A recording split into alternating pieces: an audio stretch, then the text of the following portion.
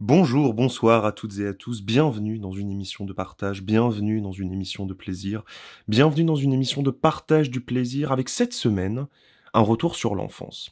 Vous le savez, je suis pas un grand fan de la nostalgie, je suis pas un grand fan de cette idée de glorifier les films que l'on a aimés plus jeunes au seul motif qu'ils nous ont fait découvrir un pan du cinéma et que, parce qu'ils ont été les moteurs de notre avancement et du développement de notre cinéphilie, on devrait les considérer comme des indépassables. Moi, au contraire, c'est ma démarche de cinéphile, je trouve qu'il est extrêmement important de revenir sur des œuvres qui nous ont marqués, de les redécouvrir au sens concret et total du terme, en se demandant est-ce que ces œuvres qui nous ont marqués, qui ont contribué à forger la personnalité cinéphilique que nous sommes, est-ce qu'elles valaient vraiment le coup?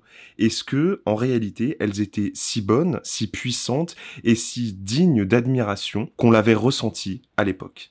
Et il se met à pleuvoir. Ce sera donc dans une douce ambiance feutrée, un peu dépressive et un peu nocturne, mais qui sied à ravir, que nous allons parler de Donnie Darko, sorti en 2001 et réalisé par Richard Kelly. Alors, petit récit un petit peu de ma découverte de Donnie Darko, c'est un film que j'ai dû regarder pour la première fois quand j'avais 13-14 ans et que j'ai trouvé absolument dingue. J'ai trouvé ça formidable, je découvrais tout un pan du cinéma, le cinéma un petit peu obscur, un petit peu underground, ou en tout cas que, à l'époque, avec le regard de l'époque, je considérais comme étant underground, et à mon avis, je suis pas le seul à l'avoir regardé comme ça, et ça m'a ouvert tout un tas de nouvelles considérations, qu'on pouvait éclater le récit, qu'on pouvait proposer des imageries vraiment différentes, qu'on pouvait traiter des sujets beaucoup plus sombres, beaucoup plus à la marge, comme par exemple celui de la maladie mentale chez les adolescents. Enfin, je veux dire, c'est bête à dire, hein, mais à l'époque, quand cette fascination pour Donnie Darko grandissait chez moi, je n'avais jamais vu de film qui traitait du sujet de la schizophrénie chez un adolescent ou qui s'attachait à développer tout un propos sur le mal et la violence qui pouvait exister à l'intérieur même du quotidien et comment est-ce que tout ça, en fait, pouvait finalement être bien pire et être source d'une souffrance encore plus grande que ce qu'on pouvait diaboliser au premier abord, à savoir la maladie mentale, qui est le sujet évidemment principal de ce film. Mais surtout, c'était un petit film culte. C'était un film culte qui en avait tous les aspects, qui en avait tous les ingrédients. Et il n'est pas surprenant du tout, en tout cas en ce qui me concerne, que Donnie Darko ait au fil des années, renforcé ce statut culte et ce statut de petite pépite inconnue des cinéphiles. Vous savez, ce genre de film où on dit « Ah là là, t'as pas vu ça ?» C'est un peu hors des circuits habituels de plaisir cinématographique, alors qu'en fait, c'est un film que tout le monde a vu. Hein, voilà, il y a quelques films comme ça qui rentrent dans cette catégorie un petit peu particulière. Mais évidemment, quand on regarde le film, qu'est-ce qu'on a? On a un film obscur, et ça, vous savez, nous les cinéphiles, on aime bien les films obscurs parce que nous sommes des décodeurs. Hein, on aime bien essayer de chercher le sens qu'il y a derrière un récit habilement tissé et qui est fait et construit pour nous perdre. Il y a évidemment, comme je le disais, la revendication d'une imagerie extrêmement forte et extrêmement originale avec évidemment le costume de ce lapin que tout le monde connaît, y compris ceux qui n'ont pas vu le film. Et puis surtout, c'est quand même l'histoire d'un adolescent qui se rebelle contre le système et contre toutes les institutions qui l'entourent. Donc forcément, ajoutons à ça une petite touche de fantastique qui trouve ses ramifications un petit peu partout. Voilà, nous avons une histoire fantastique, nous avons l'histoire d'un adolescent qui se rebelle, nous avons un film obscur et nous avons des thématiques un petit peu violentes, ça parle de pédophilie, ça parle de maladie mentale, etc. Donc forcément, j'ai envie de vous dire que tous les ingrédients sont réunis pour accoucher d'un film culte. Et c'est pas surprenant qu'aujourd'hui encore, là il a été réédité il y a pas très longtemps, il me semble par Carlotta Film, dans une version 4K Director's Cut, c'est pas surprenant que ce film continue à susciter une telle admiration. Mais pour autant, cela ne veut pas dire que je vais le considérer avec la même admiration et gentillesse nécessairement qu'à l'époque. Et c'est ce que je vais essayer de faire dans cet épisode, déconstruire le regard que j'avais sur Donnie Darko, tout simplement en le redécouvrant avec tout le paysage cinéphilique que j'ai pu arpenter depuis. Et donc, c'est dans cette démarche que j'ai entrepris de revisionner le film. Ça faisait plusieurs années que je l'avais pas vu. En fait, Donnie Darko fait partie de ces premiers émois cinématographiques et cinéphiliques que j'ai décidé, en fait, à un moment donné, d'arrêter de revoir. Il y a American Beauty, par exemple, de Sam Mendes, qui m'avait beaucoup marqué aussi à peu près à la même époque. Et c'est un film pareil que j'ai pas revu depuis des années. Et ce serait intéressant d'ailleurs de faire un épisode dessus pour voir si mon regard a changé et si j'ai une lecture différente du film. Et donc, c'était dans cette idée, armée d'outils théoriques théorique, critique, analytique, armé de tout un tas d'autres films, parfois beaucoup plus anciens, parfois beaucoup plus récents que j'avais découverts, que j'ai entrepris de revoir Denis Darko et de m'interroger sur les sentiments nouveaux qu'il allait faire naître chez moi. Et devinez quoi? Des sentiments nouveaux, il y en a eu. Il y a également eu une lecture très différente du film que l'on va aborder dans un deuxième temps, parce que j'ai une analyse et une théorie, en fait, sur le sens du film qui est très différente de celle que je pouvais avoir à l'époque.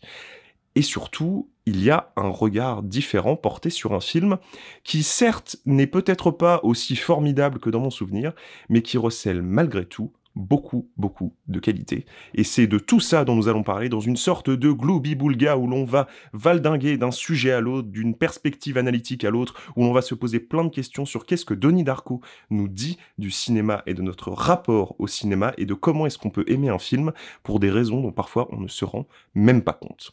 Voilà, c'était une grosse introduction, surtout que je n'ai toujours pas résumé le film, enfin bon, j'espère que vous avez vu Denis Darko, mais malgré tout, je vais quand même, au cas où, vous faire une petite piqûre de rappel sur l'histoire de tout ça. C'est donc l'histoire de Denis Darko, un jeune adolescent qui est en terminale, il me semble, qui doit avoir 17 ans, et qui souffre en fait de schizophrénie. En tout cas, c'est la seule maladie qui est évoquée par sa psychiatre, et qui donc tout simplement entend des voix, je veux dire basiquement, qui a des hallucinations conscientes, et qui un jour, lors d'une nuit, se réveille en somnambule et va sur un terrain de golf pour rencontrer un homme déguisé en lapin, une sorte de lapin un petit peu gothique, un petit peu burtonien, qui lui dit en fait que la fin du monde va arriver dans 28 jours, 6 heures, 42 minutes et 12 secondes, voilà. Et sur ces bonnes paroles, eh bien Denis se réveille le lendemain matin et commence à se demander si tout ça est une hallucination ou si au contraire, il aurait une sorte, je sais pas, de pouvoir qui lui permettrait en fait d'entrer en contact avec une autre dimension du réel, et peut-être qu'en réalité, cette fin du monde qu'il a entendue lors de son hallucination va réellement avoir lieu. Ça, c'est pour le pitch de base, c'est sur cette problématique qu'est construit le film, mais là où c'est très intéressant, c'est que Denis Darko, et ça m'avait pas du tout marqué à l'époque, et je trouve ça vraiment, vraiment bizarre en fait de pas l'avoir vu, mais bon, c'est aussi ça, quand on évolue dans le rapport analytique, c'est que Denis Darko est un film, en réalité, au scénario bien plus étrange qu'il n'y paraît. Parce qu'on pourrait se dire, oui, bon, c'est l'histoire d'un mec schizophrène, mais finalement, ce qui va se passer, c'est que c'est l'histoire en fait d'un gamin qui va apprendre à devenir adulte, qui va apprendre à faire la paix avec lui-même après toute l'agitation de la période de l'adolescence, et qui va trouver un but à sa vie, en l'occurrence, tenter d'arrêter cette fin du monde. Ça, c'est ce qu'on pourrait penser, mais en réalité, et ça c'est la première chose qui m'a frappé lorsque j'ai revu Denis Darko, c'est qu'en fait on s'en fout complètement de Denis dans ce film. Denis Darko est un film très particulier dans son scénario parce que c'est un film qui n'a pas d'objectif, c'est-à-dire que le personnage n'a aucun but, en réalité, et surtout c'est un film dont le personnage principal, qui donne quand même son titre au film, n'est moteur d'aucune action du récit. Parce qu'en fait, qu'est-ce qui se passe concrètement dans Denis Darko? C'est l'histoire d'un gars qui a des visions, donc qui voit ce lapin Franck, qui finira par enlever son costume et dont on découvrira qu'il s'agit en fait d'un homme sous le costume, et Franck lui dit de faire des trucs, et il les fait. C'est-à-dire que concrètement, Denis ne décide de rien, ne prend aucune décision de lui-même, hormis la décision finale. On va y revenir sur ça, sur l'interprétation de pourquoi est-ce qu'il choisit de faire ce qu'il fait à la fin. J'ai une lecture de ça. Et qui surtout ne fait que subir les éléments du récit à défaut d'en être le moteur. Ça veut dire quoi? Ça veut dire que Denis Darko, le personnage, est un personnage strictement passif. Et ça, c'est bizarre, déjà, comme approche. Mais bizarre ne veut pas dire inintéressant ou incohérent. Parce que là où le film déploie une force de narration que je trouve vraiment exemplaire, c'est qu'en fait, selon moi, en tout cas c'est l'analyse que j'en tire après ce revisionnage, Richard Kelly a développé en fait une opacité de ce récit, une soumission du personnage au récit, pour en fait tout simplement rendre compte de qu'est-ce qui se passe quand vous souffrez d'une maladie mentale, que vous êtes à l'extérieur du monde, et que tout ce qui se passe autour de vous semble opaque, vous semble dangereux, source de douleur, source d'incompréhension, et génère finalement chez vous une solitude intense. Parce que finalement, sur quoi repose le récit de Denis Darko? C'est sur ça. Alors évidemment, il y a la dimension de l'intrigue, de comment est-ce qu'on construit un suspense avec cette fameuse date butoir des 28 jours, 6 heures, 42 minutes et 12 secondes. Et c'est ça qui fait tenir le récit. Et c'est ça qui nous pousse à aller au bout de l'histoire, parce qu'on a envie de savoir, nous spectateurs, spectatrices, ce qu'il va se passer à l'aboutissement de ce compte à rebours. Mais en réalité, je pense concrètement, fondamentalement, que l'objectif de Richard Kelly n'est pas du tout, en fait, de nous raconter une intrigue fantastique avec des pouvoirs de science-fiction, etc., avec des histoires de voyage dans le temps, etc. Pas du tout. L'idée, c'est de faire expérimenter au spectateur ce qui peut se passer dans la tête de quelqu'un qui voit le monde comme une obscurité impénétrable. Et ça se voit dans la façon simplement qu'il y a, d'une part, de construire le récit, parce que nous, spectateurs, regardons un personnage qui est passif et sommes donc nous également passifs.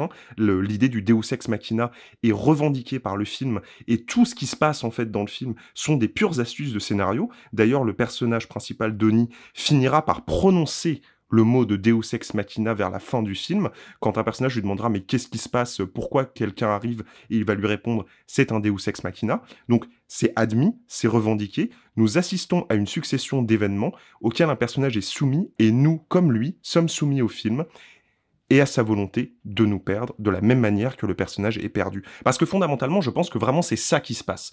Lorsqu'on regarde Donnie Darko pour la première fois, on est face à un film qui a une volonté de nous perdre, mais pas de nous perdre dans un jeu labyrinthique où il y aurait plein de choses à décoder, parce que fondamentalement, les indices que laisse le film, tous les petits éléments fantastiques qui vont se faire écho les uns aux autres, avec les références, etc., toutes les choses qui vont revenir, en fait, dans le film, sont d'une part extrêmement évidentes, je veux dire, quiconque a vu le film a vu les indices qui sont laissés par Richard Kelly, mais surtout ces indices sont remarqués par Donnie et donc explicités à haute voix. Donc très clairement, on est loin du pari lynchien qui consiste à vraiment nous perdre dans un labyrinthe dont il faudrait qu'on se sorte par nous-mêmes. Là, on est face à un personnage qui est dans un labyrinthe, qui en a conscience et on l'accompagne dans la résolution de ses énigmes. Parce que le monde de ce film est d'une part un monde dans lequel ni vous ni moi n'avons envie de vivre, on va pas se mentir, mais surtout c'est un film qui est volontairement, perpétuellement construit dans une optique de déstructuration du récit, de l'image et de la façon dont émotionnellement on doit recevoir ce qui se passe. Je vais vous lister quelques petits exemples que j'ai pris en note au cours de mon visionnage parce que ça m'a vraiment marqué. La première chose qui m'a pété à la gueule, c'est l'image du film. Et c'est très important de parler de son éclairage parce que Donnie Darko est un film qui, bon, sur le papier, on pourrait se dire, oui, c'est éclairé relativement normalement, il y a des petites ambiances quand c'est la nuit, c'est éclairé de façon un peu horrifique quand Frank apparaît, etc. Oui, très bien. Mais la première chose à remarquer, et en fait, je l'ai remarqué sur un détail débile, c'est que j'avais ma fenêtre qui était ouverte, et donc, j'avais pas fermé mon volet, donc du coup, il y avait de la lumière dans la pièce quand je regardais le film. Et je voyais rien sur l'image. Et donc j'ai fermé, et je me suis dit, tiens, c'est bizarre quand même, c'est pas souvent que je vois absolument rien à ce qui se passe. Et en fait, je me suis rendu compte d'un truc, c'est que Donnie Darko est un film qui est sous-éclairé. Presque sous-éclairé, c'est-à-dire que le film est extrêmement sombre, visuellement, à tel point que parfois t'es obligé de plisser les yeux un peu, il y a quelque chose de très particulier dans la gestion de la lumière et de l'obscurité, où tu te dis, j'aurais poussé l'exposition un petit peu, tu vois. Le film est trop sombre, l'image est pas assez lumineuse en fait, même pour les scènes de jour. Et ce à quoi ça m'a fait penser en fait, c'est à l'espèce de torpeur pré-endormissement qu'on ressent lorsque on sait qu'on va dormir et donc on voit les choses de façon un peu plus sombre, on plisse un peu les yeux et on se prépare à s'endormir. Et je pense que c'est la première chose qu'il faut noter sur le processus de mise en scène de Richard Kelly, c'est que Richard Kelly nous prépare à un endormissement pour nous faire vivre un cauchemar. C'est concrètement un cauchemar. Et la seconde chose, au-delà de cet élément un petit peu anecdotique que je relève, mais qui me semble quand même important parce que c'est présent tout le film, donc c'est vraiment comment l'ambiance lumineuse de Donnie Darko impacte notre rapport à ce qui est montré, en nous mettant dans une certaine ambiance lumineuse. Et qu'est-ce qu'il va faire Richard Kelly dans, à nouveau, cette construction du cauchemar ? C'est qu'il va déstructurer le récit, notamment en jouant sur la question du point de vue. C'est-à-dire que l'opacité que j'évoquais, que ressent Donnie, nous, on la voit déjà avec cette image sous-exposée, mais surtout, on va également l'expérimenter dans le récit. Donc comment est-ce que nous, on va se balader dans ce récit ? La première chose qui, moi, à nouveau, m'a pété à la gueule dans la gestion du récit, c'est que Donnie Darko est un film qui a un point de vue très bizarre. C'est-à-dire que on entend la voix de Frank de la même manière que Donnie, c'est-à-dire que lorsque Frank parle lors des hallucinations, on entend, comme Donnie entend, donc on se dit « Ah ok, on est dans un point de vue interne ».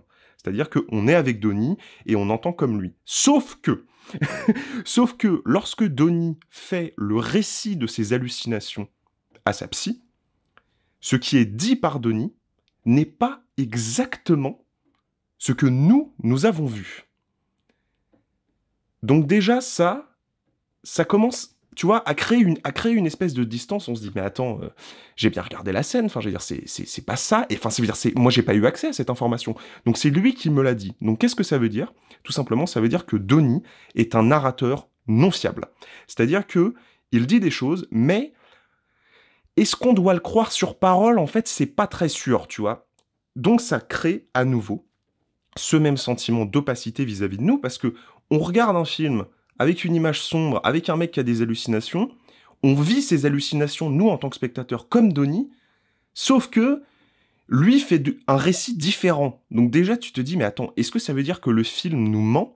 Ou est-ce qu'il volontairement nous dissimule des informations ? Ça, c'est tout l'aspect théorie qui a nourri évidemment le film, avec tout ce délire de oui, en fait, le film a un message caché, etc. Je vais chercher les trucs. En fait, pour moi, il faut aborder la chose plus simplement en se disant, bah ouais, Richard Kelly fait péter la logique de narration en mettant en avant un narrateur non fiable pour nous perdre. Et il va continuer cette opacité au-delà de la gestion du récit, en développant émotionnellement le personnage de Donnie Darko, donc qui est notre point central, par lequel on voyage à travers le film.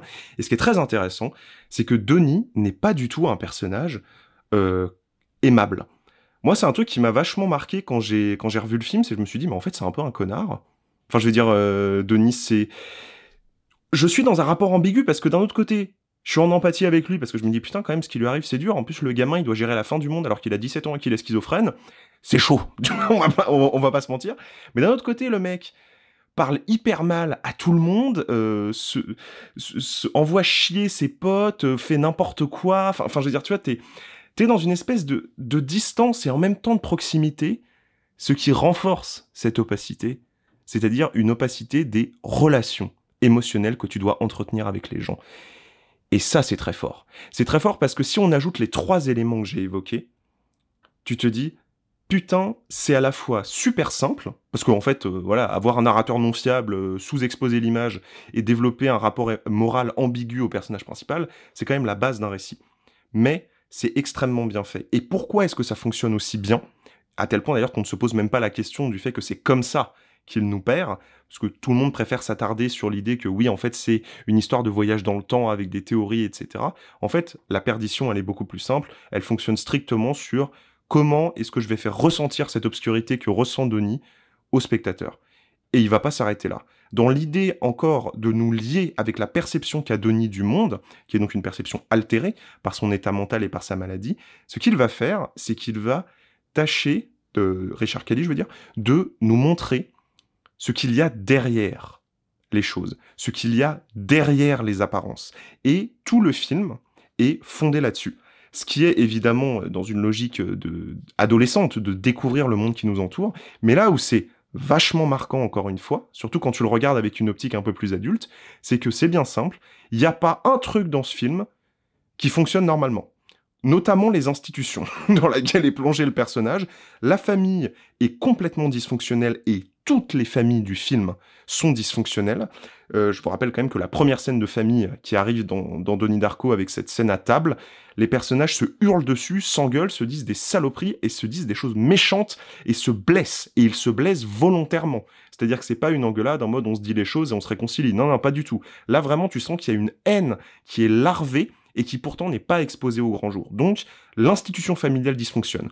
L'institution scolaire dysfonctionne également, parce que, je vais pas vous faire un dessin, ceux qui ont vu le film comprendront très bien, ils apprennent n'importe quoi, on les oblige à apprendre n'importe quoi, et lorsqu'ils sont dans l'enceinte même du lycée, ils se font agresser, il y a de la drogue, voilà, c'est une espèce de situation complètement cauchemardesque derrière les apparats de lycées privés, avec les petites uniformes, etc. Et puis enfin, 3e élément qui est totalement déconstruit, ce sont les idoles. C'est-à-dire que tous les personnages qui sont présentés par la société dans ce film comme étant des références, comme étant des espèces de modèles vers lesquels on doit aller, sont soit des immondes connards, c'est le cas de la prof, par exemple, d'EPS, qui est une espèce, enfin, je pense que c'est le personnage le plus détestable, même encore aujourd'hui, que j'ai jamais vu dans un long métrage de fiction, et puis également le personnage du conférencier qui se révèle quand même être un pédophile, non seulement pédophile dans le sens où il viole des enfants et où il s'intéresse aux enfants, mais également pédophile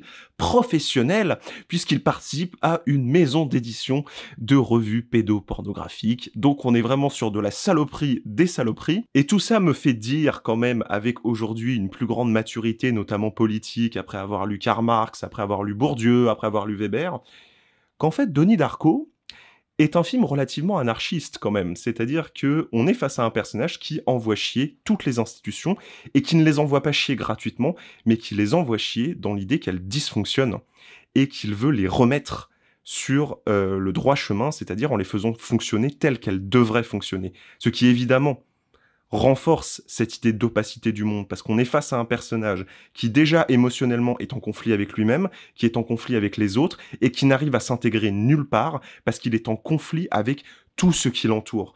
Et faire expérimenter à travers un propos qui est évidemment politique, surtout que le film se passe pendant les élections, donc le chaos n'est pas seulement familial, scolaire à l'échelle de la ville, il l'est à l'échelle du pays, puisque les personnages débattent en fait en arrière-plan pendant tout le film de on va voter pour qui, tu veux voter pour lui, etc., etc.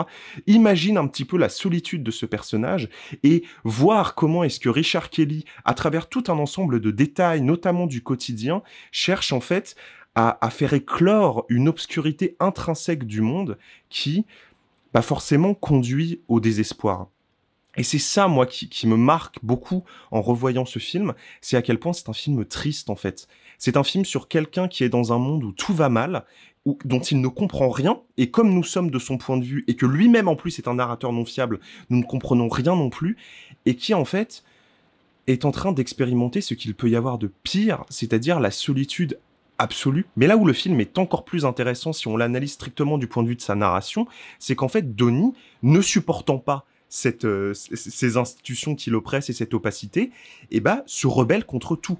Et là où c'est encore plus passionnant, c'est qu'il va pas seulement se rebeller de façon interne au film, c'est-à-dire en se rebellant contre les autres personnages, mais également de façon méta, en mettant en place, durant plusieurs scènes, de la violence contre l'image. C'est-à-dire qu'il y a des plans dans ce film où Donnie touche l'image et l'image se met à onduler avec une espèce d'effet d'eau, et il y a également une scène quand même, je vous le rappelle, où il poignarde l'image. C'est-à-dire que la perdition de ce personnage est telle qu'il est également perdu au sein de sa propre histoire, au sein de son propre film. Et c'est là où, pour moi, on voit éclore, à travers juste ces deux scènes qui, pour rappel, se déroulent dans la salle de bain du personnage, à quel point on voit que tout est cohérent, que tout est pensé, et que fondamentalement, la puissance de ce film, c'est d'être allé au bout de sa démarche. D'être allé au bout jusqu'à l'extrême limite qui est quand même la frontière de l'image qui, moi, me sépare de ce personnage et qui me fait quand même littéralement poignarder. Et alors là où ça devient encore plus intéressant et encore plus passionnant, c'est que qui poignarde Donnie ? Il poignarde Frank. Mais ça, je le sais que dans un second temps, avec le contre-champ. C'est-à-dire que moi, spectateur, je me fais poignarder et qu'en fait, je me rends compte que je suis Frank. Donc, par un langage strictement basique de montage, je suis Frank. Et là où vraiment on commence à se rendre compte que fondamentalement Donnie Darko est un film encore plus fucked up qu'on le pensait, c'est si on commence à l'analyser donc en se basant sur l'idée que moi spectateur je suis Frank parce que je me fais poignarder à l'image comme lui, c'est qu'en fait Donnie Darko est un film purement méta.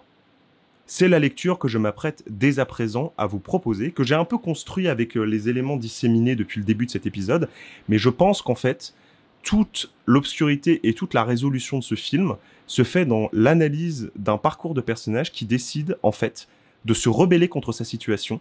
Et se rebeller contre sa situation, ça veut dire se rebeller contre le film.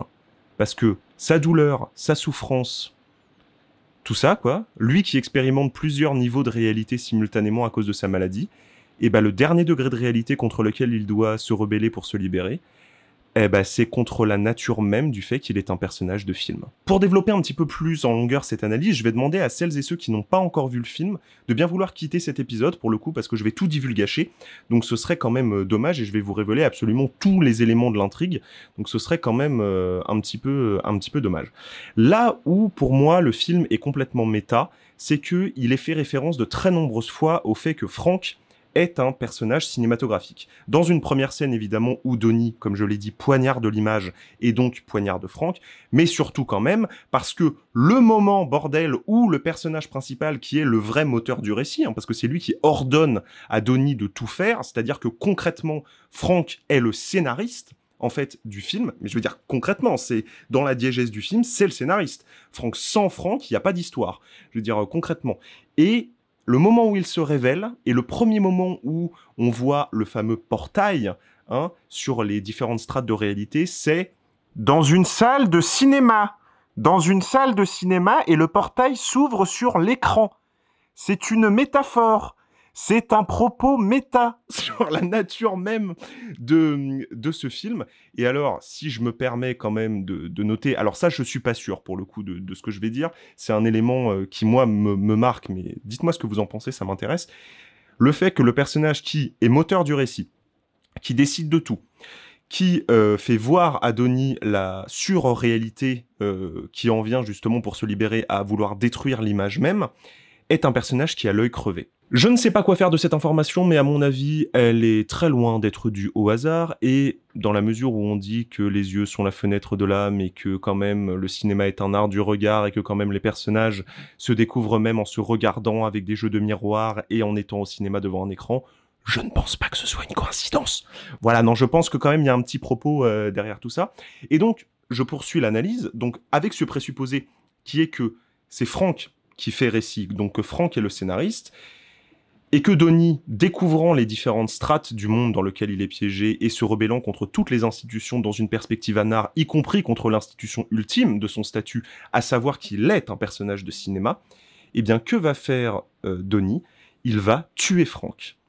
C'est-à-dire que Donnie va tuer le scénariste du film, et à partir du moment où Frank meurt, donc à la fin du film, où l'on découvre qu'en fait Frank est un personnage de la diégèse, et qu'il tue quelqu'un sans faire exprès, après qu'il soit fait mention, juste après, du fait que ce film est gouverné par le Deus Ex Machina, comme je l'ai dit, réplique prononcée par le personnage de Donnie, et bah qu'est-ce qui se passe ? Donnie ayant accompli sa rébellion, et bah qu'est-ce qu'il fait ? Il retourne en arrière et il meurt. Ça veut dire quoi ? Ça veut dire que, concrètement, Donnie fait péter le film en l'annulant.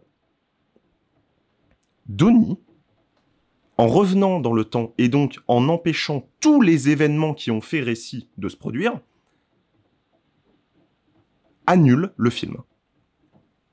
C'est-à-dire que nous avons la rébellion d'un personnage qui d'abord fait tout ce qu'on lui dit, puis ensuite se rend compte qu'il n'a pas envie de faire ça parce que Frank lui fait peur, c'est ce qu'on apprend dans les confessions qu'il a chez sa psy, décide d'abord de se rebeller en poignardant l'image, puis ensuite en allant quand même jusqu'à tuer celui qui est le vrai moteur du récit, avant de remonter dans le temps et d'annuler le film. C'est concrètement la même histoire, en fait, je pense, Donnie Darko, que Le fabuleux destin de Harold Crick. Pour ceux qui ont vu ce film avec Steve Carell, c'est un très bon film d'ailleurs, je vous le recommande.